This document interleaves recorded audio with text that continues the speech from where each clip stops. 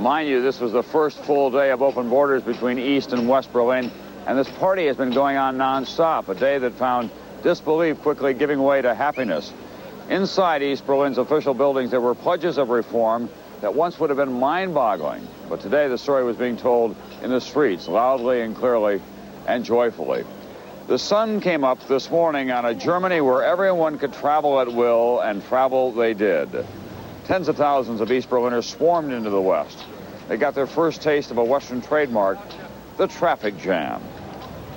The Brandenburg Gate stands just behind the wall that has been split to two Berlins.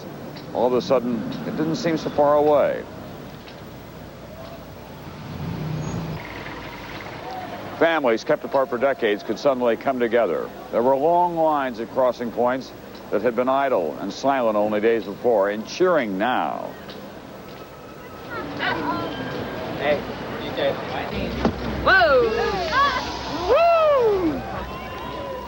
Woo! East German border guards just stood and watched. They were guests at a noisy, wild party, and after all, they may be out of a job soon. The rest of West Germany was caught in the spirit. It was a profitable day on the Frankfurt Stock Exchange and an unforgettable day for Germany's leaders.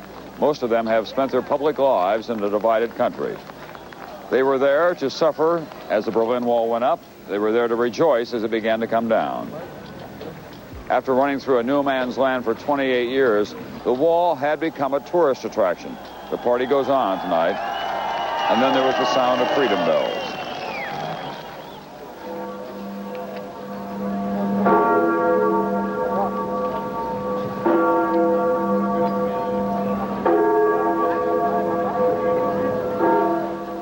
Now, mind you, we are now approaching here in West Berlin, live, the dawn of a Saturday morning, and it's nonstop.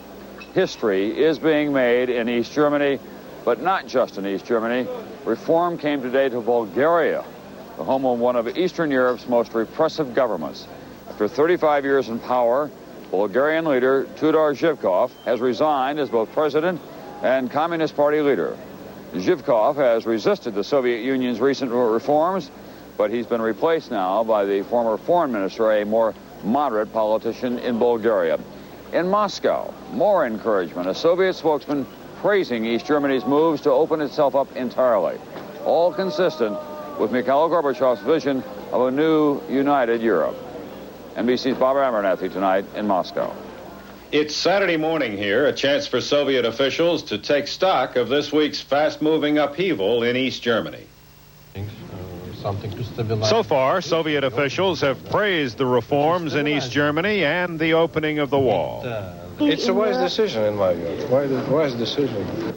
10 days ago here, President Gorbachev conferred with the new East German Communist Party leader, Egon Krenz, but Soviet officials have insisted all this week that decisions affecting East Germany were being made only by the East Germans. Furthermore, as Soviet television showed the joyful Berlin scenes, officials said they welcomed the changes in East Germany as part of a natural process begun here to make socialism more democratic.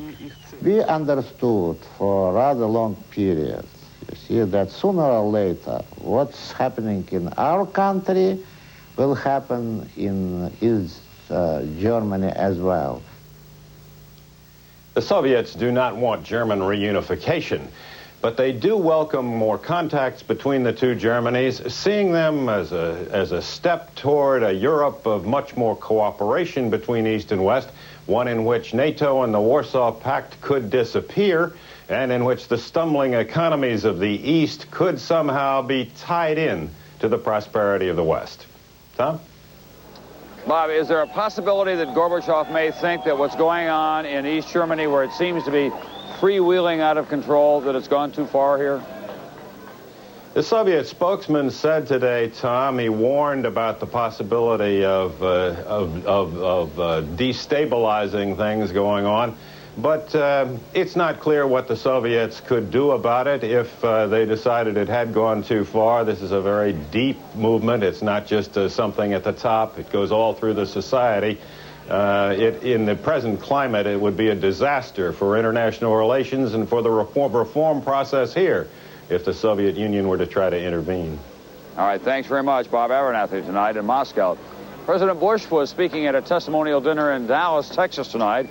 He praised the recent changes in Eastern Europe, but he took a strong stand on American foreign policy, saying the United States should not base it, quote, on the aspirations of one man inside the Soviet Union.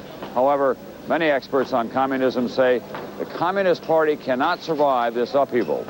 One of them I talked to here earlier today is Dr. Gerald Kleinfeld of Arizona State, an authority on German politics. Does the Communist Party in East Germany still have a future given all of this? No, they don't. If they move to free elections, they know their time is out. Krentz is playing for time. He's trying very hard to hold on to power. What he would like to do is to have a Gorbachev solution, where the party can reform from within and keep on to the reins of power. That may be beyond his grasp by now. Do you think Gorbachev had any idea that it would play out this way when he came here about a year ago attempting to revitalize communism? I think that Gorbachev wanted reforms here to prevent what is happening now. That those reforms did not take place. Given all that has happened, is communism as an ideology, as an apparatus of power, as we've known it for 70 years now, is that communism dead? Yes, without doubt. That's a very definite statement. I think so. I think that when you look at what's going on in Eastern Europe and in the Soviet Union, the kind of economic situation that they have there is itself disintegrating. It just doesn't work. It doesn't deliver for the people. One of Germany's greatest authors, Goethe, once wrote, "I love those who yearn for the impossible." Well, this is what it looked like and sounded like today, as what many had considered to be impossible, it finally came true.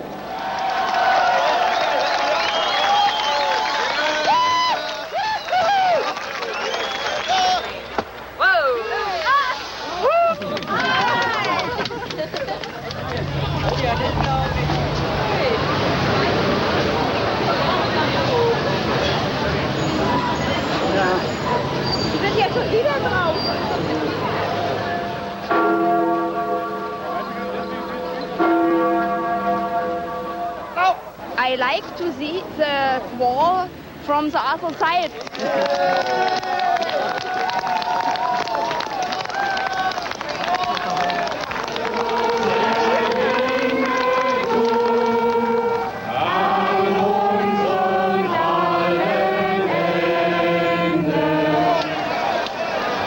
It's like crazy to be here this evening.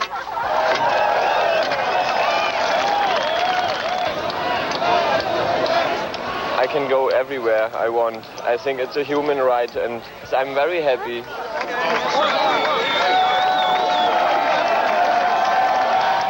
This is a giddy moment, and it is worth savoring, but there are more sobering times ahead. Can the East German political opposition, for example, get sufficiently organized to take on the Communist Party? How can the East German economy be repaired after the loss of so many skilled workers? What happens to the West German economy with so many now competing for every job? What are Soviet generals thinking tonight? After all, they have a heavy military investment in East Germany. And the future of the United States military presence in Europe, now that the wall is a playground, not a prison. Will there be one German nation once again? And the biggest question of all, is this the dawning of a new age? Exciting times ahead. I'm Tom Brokaw at the Berlin Wall.